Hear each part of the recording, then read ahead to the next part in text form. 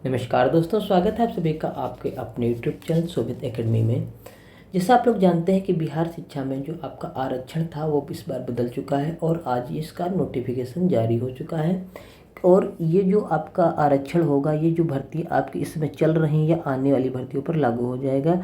यानी कहने का मतलब है जो आपकी बिहार की भर्तियाँ हैं टीचर वाली, जिनकी अभी आपका एग्ज़ाम होने वाला, इसमें भी हो जाएगा लागू। ठीक है, अब जब ये लागू हो जाएगा तो इससे सबसे ज़्यादा फायदा होगा इसमें आपके ओबीसी, एससी, एसटी वाले छात्रों का फ़ायदा होगा। जो आपका इसमें नुकसान होने वाला है वो नुकसान होने वाला है आपका जो जनरल के कैंडिडेट थे, यानी कि आरक्षित जो थी अनारक्षित सीटें, उनका होने वाला है यहाँ पर नुकसान। अब नुकसान किस प्रकार होने वाला है आप यहाँ पर समझ सकते हैं, हम आपको पूरी बात इसमें समझा देंगे।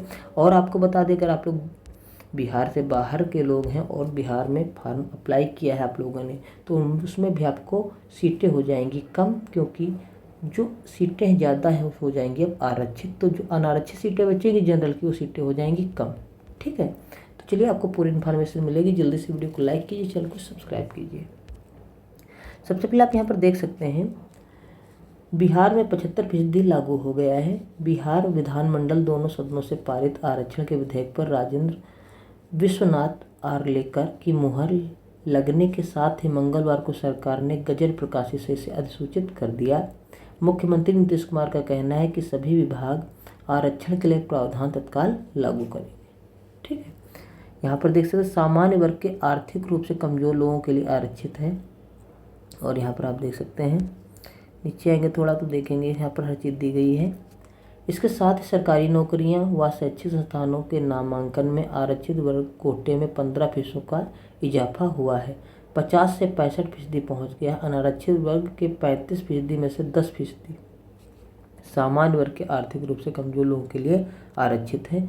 जिन दो विधाओं की गजट अधिसूचना जारी की गई उनमें से बिहार अधिनियम 2023 बिहार के पदों एवं सेवाओं के आरक्षण जातियों अनुसूचित जातियों के लिए शामिल किया गया है। दायरा बढ़ने की वजह क्या कहना बताया गया है का कहना है कि राज्य में जाति सर्वेक्षण के आंकड़ों को विश्लेषण पता चलना अक्सर स्थिति को समानता पूरा करने के लिए पिछड़े वर्गों, अनुसूचित जाति, अनुसूचित जनजाति के बड़े हिस्से को बढ़ावा देने की जरूरत है।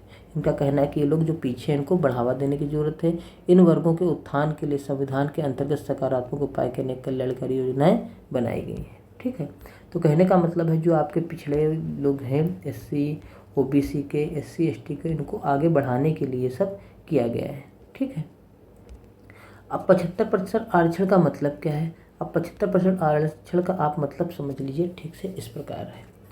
जैसे मान लीजिए आपकी सीटें हैं 10,000, कितनी सीटें हैं 10,000, और इस पर आपका आरक्षण लग गया है, मानकर चलिए 75% आरक्षण लग गया है। यानी कि अब जब 10,000 सीटें हैं तो 10,000 सीटों में 75% तो रिजर्व होगी, तो इसका अगर 75% निकालेंगे तो 75 बटे हो जाएगा 100, 75 बटे हो जाएगा 100।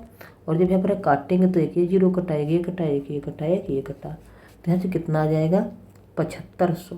कितना आ जाएगा 7500। यानी कि 10,000 सीटें थी आपकी, तो 10,000 सीटों में से जो 75 सीटें हैं वो आपकी हो गई हैं आरक्षित। आरक्षित कहने का मतलब है ये एससी की सीटें हो गई हैं, ये सीटें हो गई हैं एससी की, एसटी की और ओबीसी की सीटें ये हो गई हैं। ये बात आप समझ लीजिए। ठीक है, बची जो आपकी 2500 सीटें, जो आपकी 2500 सीटें यहाँ पर बची हैं, इन सीटों पर जनरल कैंडिडेट करेंगे फाइट, चाहे वो बिहार के हों या बाहर के हों।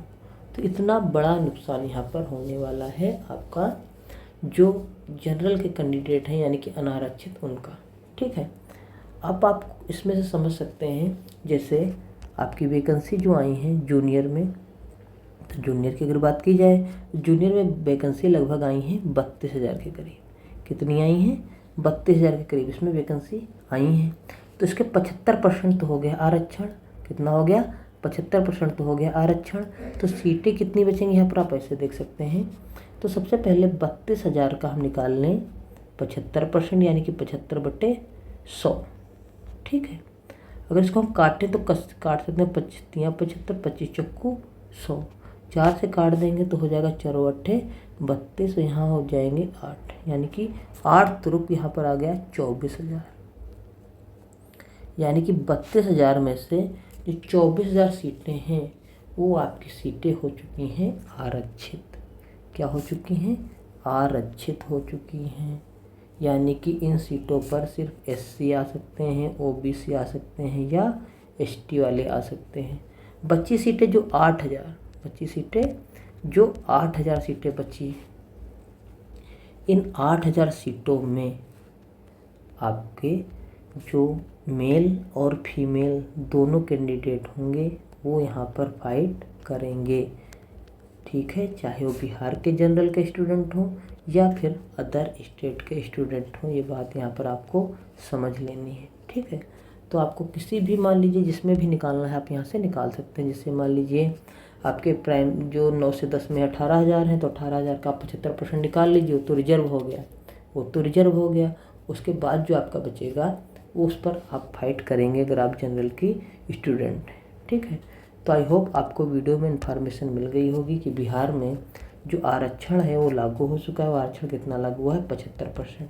यानी कि जितनी भी सीटें आएंगी उस पर 25% रहेगा आपका जो जनरल के स्टूडेंट हैं उनका कब्जा।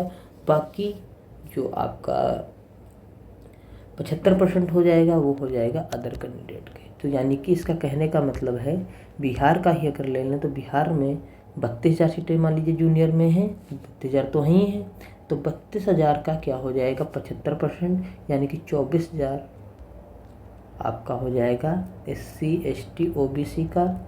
और जो आपका बच्चा यहाँ पर 8,000 वो आपको मिल जाएंगी जनरल के स्टूडेंटों की, चाहे बिहार के हों या अदर के हों।